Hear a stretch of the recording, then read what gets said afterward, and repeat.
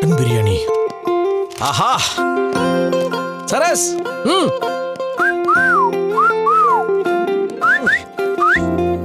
நான் விசில் அடிக்கிற. நீங்க எதுக்கு என்ன பார்த்து விசில் அடிச்சீங்க? அது நீ வைஃப், அதான் உன்னை பார்த்து விசில் அடிச்சேன். ஓ, வேற மாதிரி நினைப்பெல்லாம் இருக்கோ? ஐயோ அந்த மாதிரிலாம் எதுவும் இல்லம்மா. இந்தா இத பாரு. செமையான ஆஃபருங்க, மட்டன் பிரியாணி. அம்மா போய் ரெடி ஆயிட்டு வா. எதுக்கு? அம்மா கஷ்டப்பட்டு நீ சபதத்துல ஜெயிச்சிருக்க, உனக்கு ட்ரீட் கொடுக்க வேண்டாமா? இன்னைக்கு போறோம், இந்த மட்டன் பிரியாணி ஒரு புடி பிடிக்கிறோம். அது மட்டும் இல்ல, இத்தனை நாளா நானும் மட்டன் பிரியாணி சாப்பிடாம இருந்திருக்கல, இன்னைக்கு கூட போறது இல்ல. அந்த MBA டைட்டில நானும் வாங்க போறேன். வா. அது என்ன கட்டுப்படுத்த முடியாத நாக்கு? கண்டதையும் சாப்பிட்டு உடம்ப கெடுத்துக்கணும்னு முடிவு பண்ணிட்டீங்களா? வீட்ல எல்லாம் இருக்கும்போது எதுக்கு ஹோட்டல்ல சாப்பிடணும்? மயிலு அப்படியே அம்மா மாதிரி பேசுற. வாய் மூடு. நான் ஒண்ணு மாதிரி இல்ல, ஒரிஜினல் அம்மா தான். பாஸ் பண்ணவளே சும்மா இருக்கா, நீ எதுக்கு பிரியாணிக்கு அலையற? உனக்கு இப்ப பிரியாணி சாப்பிடணும், அவ்வளவுதானே? அப்படி இல்லம்மா. பேசாத. இப்பதான் அவ +2 பாஸ் பண்ணிருக்கா. இதுக்கப்புறம் டிகிரி படிச்சு MBA முடிக்கணும். முதல்ல அதை பாஸ் பண்ண சொல்லு. மட்டன் பிரியாணி, சிக்கன் பிரியாணி, ஒட்டக பிரியாணி எல்லாம் அப்புறம் சாப்பிட்டுக்கலாம். புரிஞ்சுதா? புரிஞ்சுதுமா. வீட்ல செஞ்சு சாப்பிட எத்தனை வெரைட்டி இருக்கு. வரகரிசி பொங்கல் இருக்கு, குதிரவாளி உப்புமா, பீர்க்கங்காய் அடை, சொரக்காய் அல்வான்னு எத்தனை இருக்கு. பிரியாணி வேணுமாம் இல்ல பிரியாணி? இங்க பார், இந்த வீட்டுக்குன்னு ஒரு ஒழுங்கு இருக்கு, ஒரு கட்டுப்பாடு இருக்கு. அது படி நடக்கிறதா இருந்தா இருங்க. ஒவ்வொரு தடவையும் சொல்லிட்டு இருக்க முடியாது. ஆளுக்கு ஆட்டம் போடலாம் நினைக்காதீங்க. இந்த வீட்டை பொறுத்த வரைக்கும் நான் தான் டிசைட் பண்ணுவேன். முதல்ல அவ படிக்கிற MBAவை பாஸ் பண்ண சொல்லு. அதுக்கப்புறம் திங்கிற MBAல பாஸ் பண்ணலாம். அது வரைக்கும் இந்த வீட்ல மட்டன் பிரியாணி அலௌடு கிடையாது. நான் இந்த கோதை இல்லத்தின் ராஜமாதா. இதுவே என் கட்டளை, என் கட்டளையே சாசனம்.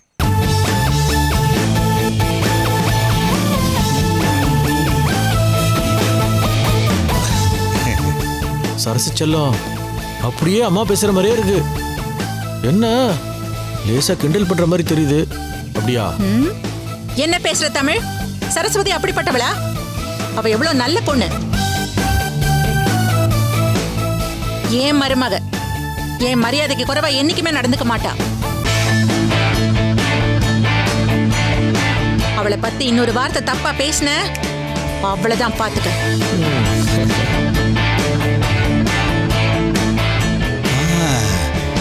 பரவாயில்லையம்மா, இந்த பொண்ணுகிட்ட கூட நிறைய திறமை இருக்குன்னு நினைக்கிறேன். அப்படியே அச்சு அசலா உன்ன மாதிரியே பேசுறாளே, அதை சொன்னேன். இந்த ஏதோ ஒன்று சொல்லுவாங்களே, மிமிக்ரி, அது கூட ஒரு விதமான திறமை தானே? இதுக்கு பேர் திறமை இல்லைங்க, திமிரு. நான் தான் அப்பலேருந்து சொல்லிட்டு இருக்கேனே, இவகிட்ட நிறைய மாற்றம் தெரியுதுன்னு. டெய்லி இது மாதிரி இவ ஏதோ ஒன்று பண்ணிக்கிட்டு இருக்கா. பாக்குறேன், இன்னும் என்னென்ன பண்றான்னு பாக்குறேன்.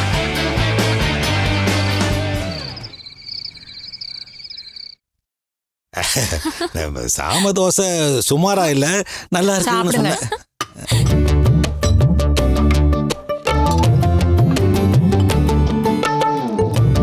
நான் மயிலு பசிக்குதா? நீ ரூமுக்கு போ, நான் அபியை கொண்டு வர சொல்றேன். அதெல்லாம் வேணாம், நானே கூப்பிடுறேன். அபி வரேன்.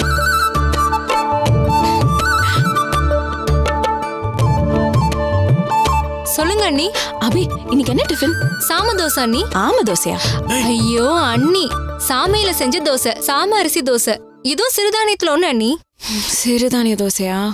ஏன் அண்ணி, உங்களுக்கு பிடிக்காதா? பொதுவா எனக்கு தோசைனாலே பிடிக்காது அபி, ஊத்தாப்பம் தான் பிடிக்கும். அவ்வளவுதானே, இதுலயே நான் ஊத்தாப்பமா போட்டு எடுத்துட்டு வரேன், வெயிட் பண்ணுங்க. அபி அண்ணி, நான் சொல்ற மாதிரி நீ ஊத்தாப்பம் போடுறியா? சரி சொல்லுங்க அண்ணி. சரி, நீ என்ன பண்ற, நேரா போய் அடுப்பை பத்த வச்சு ஃப்ளேமை மீடியம்ல வைக்கிற. தோசைக்கல்ல அத மேல வச்சு அது லேசா தண்ணி தெளிச்சு தொடச்சிடுற. எண்ணெயை ஊத்தாம வெறும் மாவை மட்டும் 2 கரண்டி ஊத்துற. மாவுக்கும் வலிக்காம கல்லுக்கும் வலிக்காம அத மெல்லமா சுத்துற.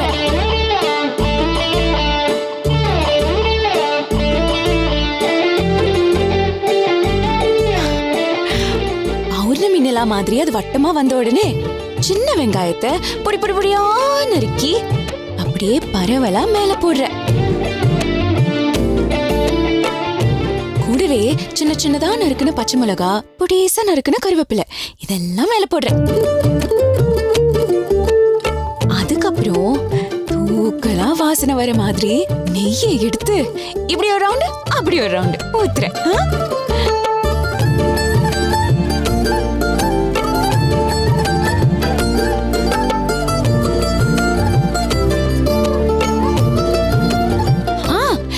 சிறுசும் இல்லாம பெருசும் இல்லாம ஒரு கேரட் எடுத்து அதையும் பொடி பொடி பொடியா நறுக்கி அப்படியே மழைச்சாரல் மாதிரி அதை தூவுற.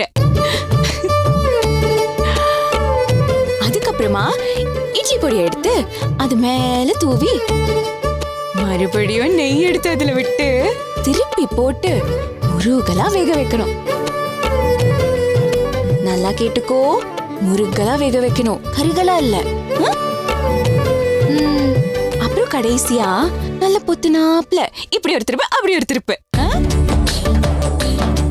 எங்கேயோ கேட்ட மாதிரி இருக்குல்ல? அதேதான். அதே மாதிரி எனக்கு பண்ணி தரியா? எதுக்கு இப்ப தேவையில்லாம அவளை சிரமப்படுத்துற? இல்லங்க, நானே செஞ்சுக்குவேன். ஆனா அத்தைதான் என்ன சமையல் கட்டுக்குள்ளேயே போவேனான்னு சொல்லிட்டாங்களே. ரொம்ப பசிக்குதுங்க. அதான். அண்ணி நானே ரெடி பண்ணி தரேன்.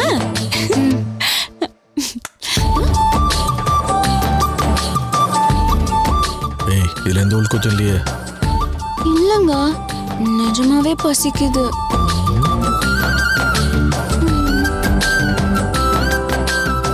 சாம்பார் வேணுமாமா உனக்கு? வேண்டாம். சாப்பாடு கொடுத்தாச்சா? இல்லம்மா, அவங்களுக்கு பிடிச்ச மாதிரி ஊத்தாப்பம் செய்ய சொன்னாங்க. என்ன இது சின்ன குழந்தை மாதிரி அது வேணும் இது வேணும் அடம் பிடிச்சிக்கிட்டு? எல்லாரும் சாப்பிடறத சாப்பிட வேண்டியதானே? மாமா, அவங்களுக்கு பிடிச்ச மாதிரி அவங்க சாப்பிடணும்னு நினைக்கிறாங்க. அதுல ஒண்ணும் தப்பு இல்லையே. ஆண்டியே டீ போடுறப்போ என்ன சொன்னாங்க? அவங்களுக்கு எப்படி பிடிக்குதோ அந்த மாதிரி தானே போட்டு கொடுக்க சொன்னாங்க. இல்லம்மா, இருந்தாலும் ஏன் நிக்கிற? போய் அவங்க கேட்ட மாதிரி செஞ்சு கொடுப்போம். சரிம்மா.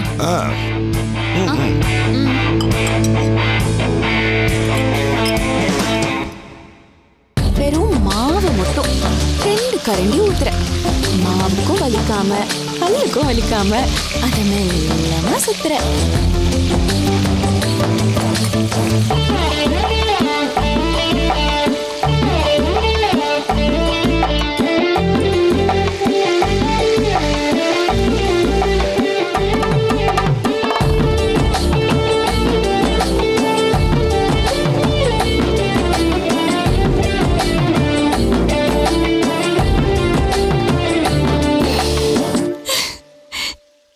நெய் வாசனை அள்ளுதே. எனக்கு வயித்து கிள்ளுது. பசிதானே? இல்ல, பயம். ஏன்? இந்த வீட்ல இதெல்லாம் புதுசு, என்ன நடக்க போகுதுன்னு தெரியலையே. அதெல்லாம் ஒண்ணும் இல்லைங்க, நம்ம கீழே போய் பார்க்கலாமா? கீழையா? எதுக்கு? என்னங்க நீங்க அவி பாட்டுக்கு அது கருக விட்டுட்டா நான் கூட போய் நின்னு இப்படி பண்ணு அப்படி பண்ணுன்னு சொல்லணும்ல. நீங்க வாங்க. ஏய்,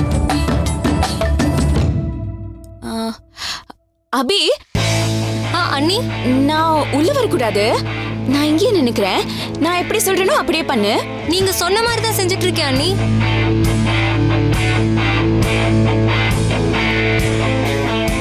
அபி, அப்படி இல்ல, இன்னும் கொஞ்சம் அதுல கேரட் தூவு. சரிங்க அண்ணி. போதும் போதும் போதும். இப்போ அதுல கொஞ்சமா நெய் விட. சரிங்க அண்ணி. அபி, போதும் போதும், ரொம்ப போட்டா திகட்டும். சரிங்க அண்ணி. அபி, இப்போ மெல்லமா அதை திருப்பி போடு.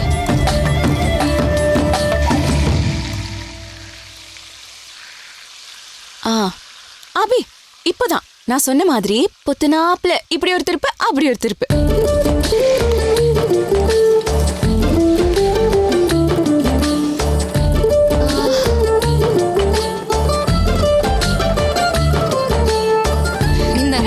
சூப்பர்.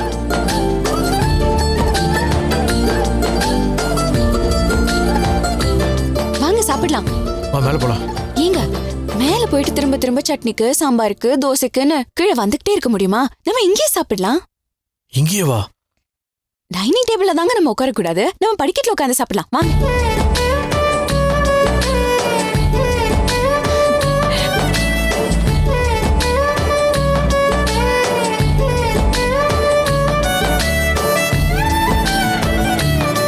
வந்து உட்காருங்க.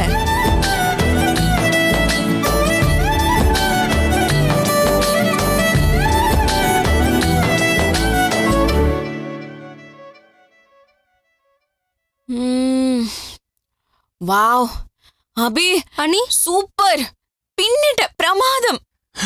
ஆகா, வாசம் பிரமாதமா இருக்கே. இல்லம்மா, சாம தோசை வாசம் பிரமாதமா இருக்கு. இந்த அருமையான தோசையை விட்டுட்டு கண்ணா பின்னாடி நெய்யை ஊற்றி சாப்பிட்றாங்களேன்னு சொன்னேன். போதும், சாப்பிடுங்க. போதுமா? சாப்பிடணுமா? சாப்பிட்றேன் சாப்பிட்றேன்.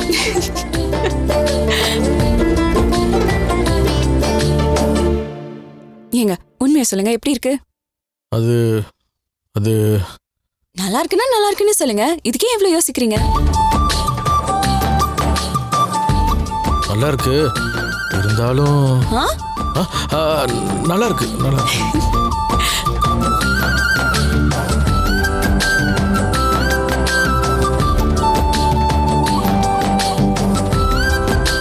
இந்த பாபி, ஐயா என்னமோ தோசை நல்லா இருக்கு நல்லா இருக்கு எல்லாம் சொல்லிட்டு இருக்காங்க. எப்படி இருக்குன்னு நம்மளும் பாப்போமே. ஒரு தோசை கொண்டாமா. குடுங்க குடுங்க.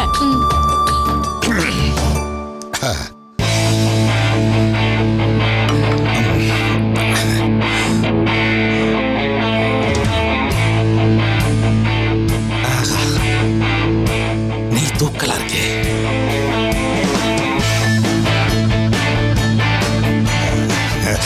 என்னமோ அப்படி இருக்கு இப்படி இருக்கு, நாங்க எப்படிதான் இருக்குன்னு பாத்துருவோமே.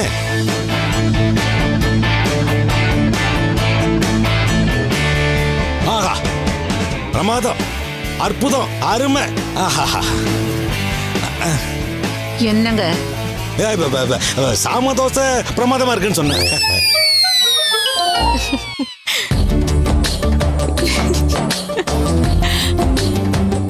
இது என்னம்மா வாய்கிட்டே கொண்டு போக முடியல, இத போய் எப்படி சாப்பிட்றாங்கன்னு தெரியலம்மா. நல்லாவா இருக்குது.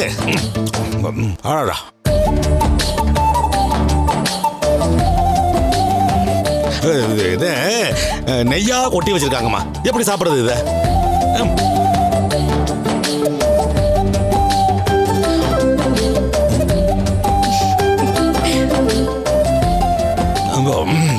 சாப்பாட்டை வீண் பண்ணக்கூடாதுமா. அதான் ஏம்மா, நீ கொஞ்சம் சாப்பிடுறியா? இந்தா.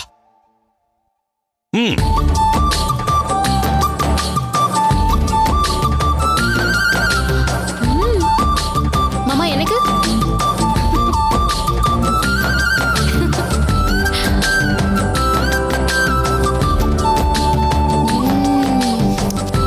அபி பின்னிட்ட, சூப்பரா இருக்கு.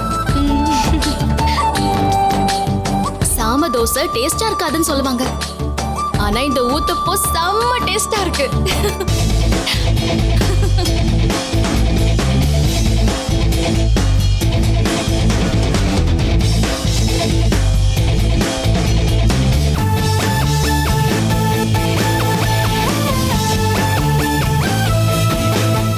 ஆமாமா, நான் கூட எதிர்பார்க்கல, ரொம்ப நல்லா இருக்கே. நல்லாதான் யோசிச்சிருக்கீங்க. நீங்க சொன்ன மாதிரி செஞ்சது ரொம்ப நல்லா இருக்கு. Thank you thank you. என்ன இதெல்லாம்? இப்படி குடம் குடமா நெய்ய ஊத்தி தின்னா மந்த புத்தி தான் வரும். சாப்பாடுங்கிறது உடம்புக்கு நல்லது பண்ணணுமே தவிர நோயை கொண்டு வந்து சேர்க்க கூடாது. பசிக்கு சாப்பிடுறது தான் சாப்பாடு, ருசிக்கு மட்டுமே அலையக்கூடாது. வெங்காயமா கேரட்டா நெய்யா, என்ன இதெல்லாம்? நீங்களும் ஆஹா ஓஹோன்றீங்க.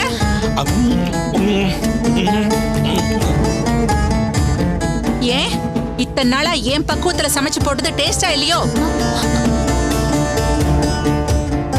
ஐயோ ஐயோ, அப்படி இல்லம்மா, உன் கைப்பக்குவம் தான் நல்லா இருக்குன்னு சொல்ல வந்தேன். கோத. அபி அண்ணி உள்ள வரக்கூடாதுல, இதை எடுத்துக்கிறீங்களா? வாங்க அண்ணி. சரஸ்வதி, சும்மா சொல்லக்கூடாது. நீங்க கொடுத்த டிப்ஸ்லயே இவ்ளோ டேஸ்டா இருக்குன்னா நீங்களே சமைச்சா எப்படி இருக்கும்? சூப்பர். என்னங்க, நல்லா தானே இருந்தது? நல்லா தான் இருந்தது. ஆனா அம்மா மனசு வருத்தப்படுற மாதிரி நடந்துக்கிட்டோமோன்னு தோணுது. அப்படிலாம் ஒண்ணுமே இல்லைங்க. நாம என்ன தப்பு பண்ணோம்? இல்ல சரஸ்வதி, அவங்க மனசுல இடம் பிடிக்கணுன்றதுக்காக தான் நம்ம இவ்வளவு கஷ்டப்பட்டு இருக்கிறோம். திரும்ப திரும்ப அவங்க கோபப்படுற மாதிரி நடந்துக்கிட்டா அப்படிலாம் இல்லைங்க. நாரதர் கழகம் நன்மையில முடியும், இந்த சரஸ்வதி கழகமும் சக்சஸ்ல தான் முடியும். எங்க போய் முடிய போதோ.